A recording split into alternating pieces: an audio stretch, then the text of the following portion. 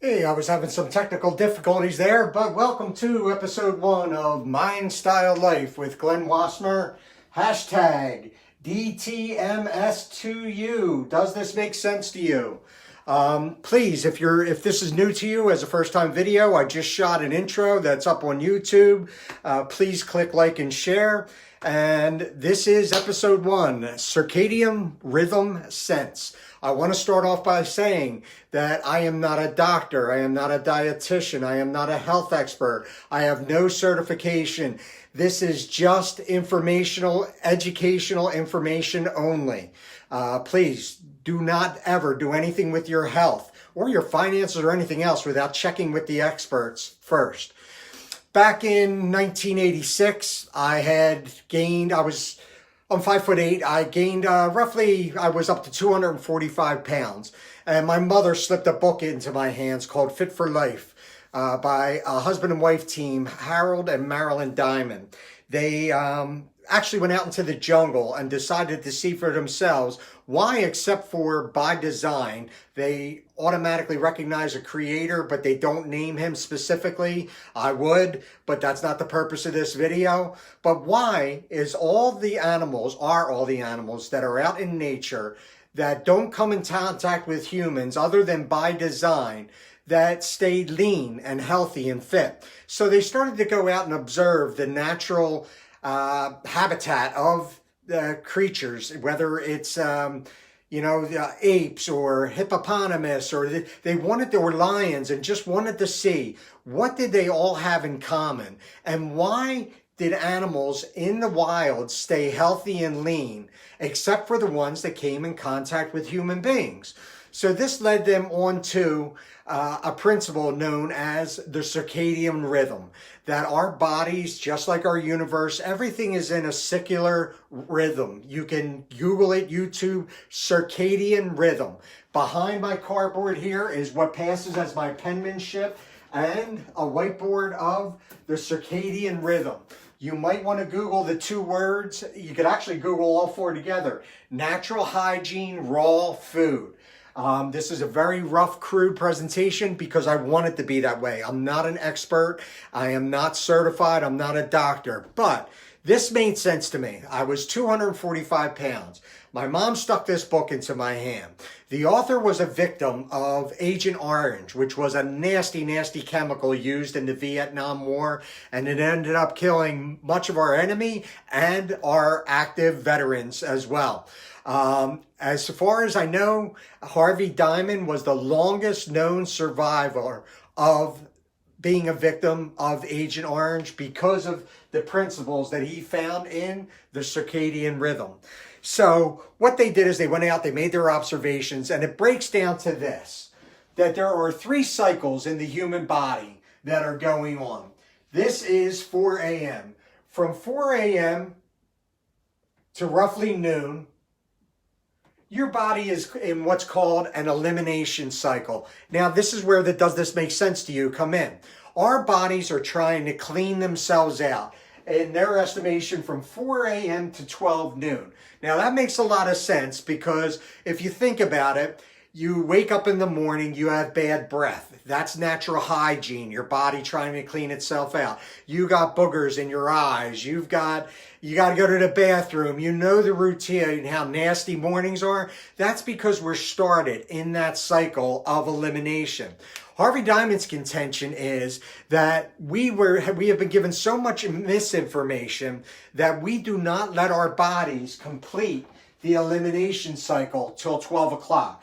From 4 a.m. till 12 o'clock, our bodies want to be in a cleansing mode, and they are. That's why all the aforementioned items happen to us. And he also states that in our cultural mindsets, that we wake up and say, you've got to have a good breakfast, that is no longer the case, that we now have to, our bodies want to keep cleaning themselves out from 4 to noon. But because we have a big healthy breakfast, our bodies can no longer continue the elimination cycle till noon, but the body has to now stop and deal with the food, never fully completing the elimination cycle. And that's why his contention and his assumption or finalization, which I agree with, is why obesity is such a big deal in the United States, is because of the big breakfast myth, or you gotta have a healthy breakfast. Now, you're not going to take my advice. You've got to talk to your doctor first, because I have a plus and a minus side up in here. There's a second book that he does that I'm going to get into. The first time I did this, I was 26 years old. I lost well over 65 pounds. And I was not seeing a doctor. Maybe I should be in the shot. I was not seeing a doctor, but I had good results. I was young enough, healthy enough. I started exercising. Then in the early 2000s, mid 2000s, he has a second book that I did, and I figured to myself, well, I was so successful without a doctor. I'll tell you what, I ended up in the hospital. I'm not even going to tell you about the details of it. It was nothing catastrophic, but you have to have the proper medical supervision when you take on any kind of advice like this. So, the elimination process, 4 a.m. to 12. Harvey Diamond says that it takes your body, our bodies, the human bodies, and again, take in mind diabetes, medications, how this can mess with blood sugars and all. He says that it takes no energy for your body, our bodies, to digest fresh fruit. That our bodies can simply keep cleaning themselves out as long as they're fresh fruit. Now, he says to stay away from starchy, heavier fruits. And like everything, don't eat too much. You can eat too much fresh fruit and still gain weight. And his contention is that you can satisfy your cravings, your hunger pangs, whatever we call them, with fresh fruit. It will not interrupt the elimination cycle, and that you will be able to completely do that. When you allow just this one thing to happen in your body, you will begin to notice monumental changes. And again, check with your dietitian, your doctor. When I started doing my surgery, after my surgery, I was on a hospital program that I wasn't crazy about. I bumped in. I'm going to get into this information down the road. But essentially, and I think the guy that I tripped upon, he capitalizes on this system with a 1-up. But it's the circadian rhythm. So from 4 to 12, your body, if you do nothing, and this is the hard part, if you're a coffee or tea drinker, that's a killer. That really hurt me back then. But I was 26 and I was desperate enough that I said, I've got to do something, that I lost probably 20 pounds in my first month and was able to get running. And then the other, the rest of the 65 plus pounds just melted right off because I was getting more active. So from 4 to 12 is the elimination cycle. Your body wants to clean itself out. We buy the big breakfast myth. We dump breakfast in our bodies. Body says, hold on. We can no longer clean you out. We've now got to deal with the food.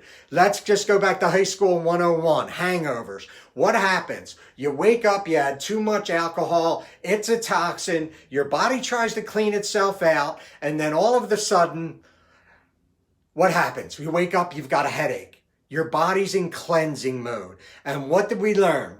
We learned hair of the dog that bit you. Throw the toxins back in, and the cleansing cycle will want to stop itself because now it's got to deal with the new toxins. So you think you're experiencing a relief from the hangover when what you're doing is extending and eliminating a cycle.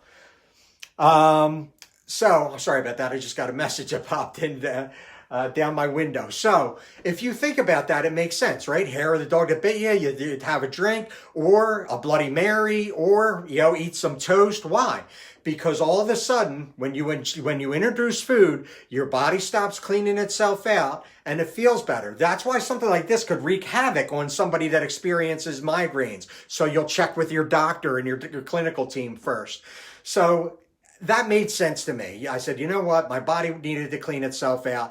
I got away from coffee and tea for probably a month or two. And then I went to just black only. And then I was nothing but fruit from 4 to 12. So then they also noticed when they were out in the nature that from 12 p.m. to 8 is approximately the times that they saw the animals doing their hunting. And again, if a lion tackled a gazelle, the first thing they did was that they would rip to the innards or the intestines of the gazelle and lap up the pre-digested juices. And then, I know it sounds gross, but then they would top off with the meat. And I just lost my mic that quick. So sorry about that. So that was their contention, is that is how nature works, and that is what we do. We want to have a balance of protein and meat.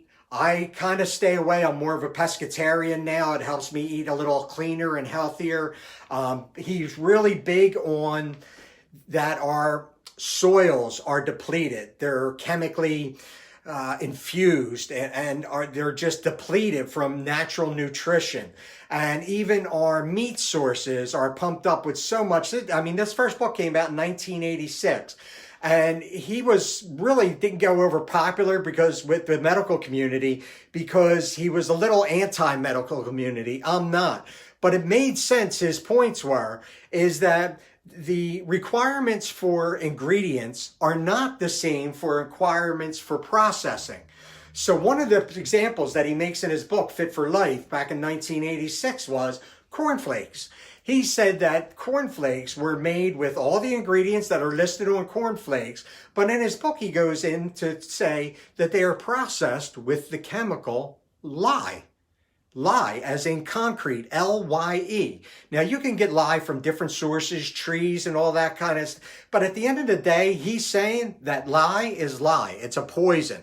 Why would you be eating a processed food? So he wants us to be more on a raw food diet, and that's his premise. So he says at 12 o'clock, your body is also representative of a plate. So from 4 to 12, our bodies are cleaning itself out. From 12 o'clock to 8 o'clock is the appropriation cycle. From 12 to 8 is the time that we want to be eating foods. But the way we eat that food and how we combine our foods are really critical. And it made a lot of sense to me. So his concept was simplify the digestion. He says that if this is the circadian rhythm, you're 4 to 12, you're 12 to 8, and then from 8 to 4, he says that your body's on autopilot, that you're not supposed to eat nothing, try not to drink anything, just let your body naturally assimilate all the nutrients and vitamins throughout the day, let it complete the elimination cycle and start eating again. Then also he says that this is a perfect picture of what your plate should look like. And again, simplified digestion. He says one solid and maybe a salad and a steamed vegetable. And when he says a solid, he just means a piece of chicken, beans, a steamed vegetable, a salad. Maybe it could be a steak. It could be whatever you want, but it has to be just one thing. Never steak and potatoes, because then you're complicating your process. You want to simplify. You're trying to get clean. You want to simplify what's going on in the appropriation or the eating cycle. So you can eat 3 times in this cycle. He tries to ask us to eat at least 3 hours apart. So you're eating at 12, you're eating at 3, and then you're eating at somewhere 6:30. I always like to have a heavier, like a piece of meat, like a steak. I was eating steaks and more pork chops back then, but the weight was still falling off of me because proteins are harder for your body to break down, and it takes more energy, and that's what brings that satiation. Number one, you should never eat till you're full. That is not the design of eating. Eating is not to get full. Eating is to put nutrition in your body. And that I'll give a shout out to Dr. V, who I'll mention in another video. So that is Harvey Diamond's, basically his first book, Fit for Life. Now, interestingly enough, I did this. I had great success. I was 26 years old. I made the mistake of not going to the doctor. Somewhere in the mid-2000s, I swelled up into like a tick, and I was up in the 300s. I was 366 when I had weight loss surgery. But before I got to the point of weight loss surgery, which wasn't until 2017, I had gotten away from this. And Harvey Diamond, again, an Agent Orange survivor. He lived at 99 years old, folks. There's something here. Tony Robbins actually wrote a foreword in his second book, Fit for Life, A New Beginning. Google it, man. You'll come up with things on Quack Watch. There's a lot of pros and cons. I don't want you to take my word for it. I just want you to ask yourself, does this make sense to you?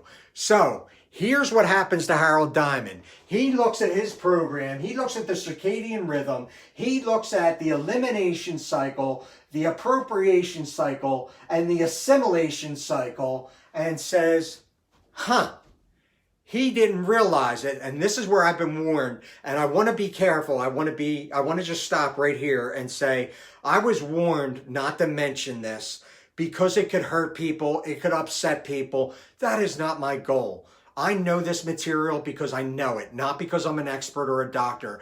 I live this material and crashed and burned off of it. But his second book, he says that the reason, this is tough, I'm really stepping out on a limb here, that breast cancer is so rampant is because of this principle not being applied, and that the lymph node system, or the lymph node system throughout the entire body, or the breast lobes are a series of lymph nodes. And what he says is that lymph nodes, by design, again, giving credit to a creator, will not simplify anything down to, but he doesn't mention the creator, but he says that lymph nodes by design are there to collect deposits, that your body has a place to store a deposit until you let your body go through the elimination cycle, and then it can go back out. You know what I mean? Your body can release it. But what happens is, and I'm no expert, I'm not trying to upset anybody, but if I can help just one woman get the book Fit for Life, A New Beginning into their hands, check with your doctor, it'll make a difference. But what happens is, when you don't let the body clean itself out, these things, they metastasize, right? They start getting, Harvey Diamond specifically states that there are 7 stages till you reach stage 7, which is cancer. And he says that, and he states emphatically in his book, that the first 6 stages of what appears to be cancer are totally reversible. Totally reversible. And I was told that as I headed into being a diabetic, I had a 6.4 A1C, that if I crossed that 6.5, I would never be able to cross back over. That's just not true. Our bodies are designed for something a little bit greater. So I'm trying not to beleaguer this too much. But he goes on and just starts quoting all the best times, you know what I mean? The New York Times, the bestsellers, Diane Sawyer, all these people that are going after why breast cancer. Now, he really breaks it down in Fit for Life, A New Beginning, that all cancers, no matter what, are simply, this is Harvey Diamond, it's not me, but it makes sense to me, that all cancer is in its simplest form, in its simplest. I know it's complex, and my father went home to be the Lord, lived with multiple myeloma with 24 years. They gave him a year to live. And, his church got together, they fasted and prayed. I believe 5 weekends. It was that fasting and praying that actually let Dad clean his body out, that when he went in for a bone marrow transplant, that they said, you know what, Carl? You still got the cancer, but we can't recommend the bone marrow transplant. So I really think that Harvey Diamond is on something here. And my dad was a godly man. His faith was in the Lord. He wasn't in remission. He lived with cancer. Did he do this? No. But I really believe that when he had that cancer and was going in for the transplant, let me just do a backstory real quick. Here's what a bone marrow transplant would have been for my father. Had he walked through that, he would go into a hospital. They would extract pretty much as all of his bone marrow as they could. They would spin it in a centrifuge. The healthy would separate from the unhealthy. This is where it takes a little thinking. They would then take the healthy and freeze it and reintroduce the unhealthy. Then he was to be given a dose of chemotherapy so intense that there was a very real possibility that he was going to lose an organ. And it gets worse. they can't tell you what organ it is. They can't tell you if it's a brain, a kidney, a liver, a heart, or whatever.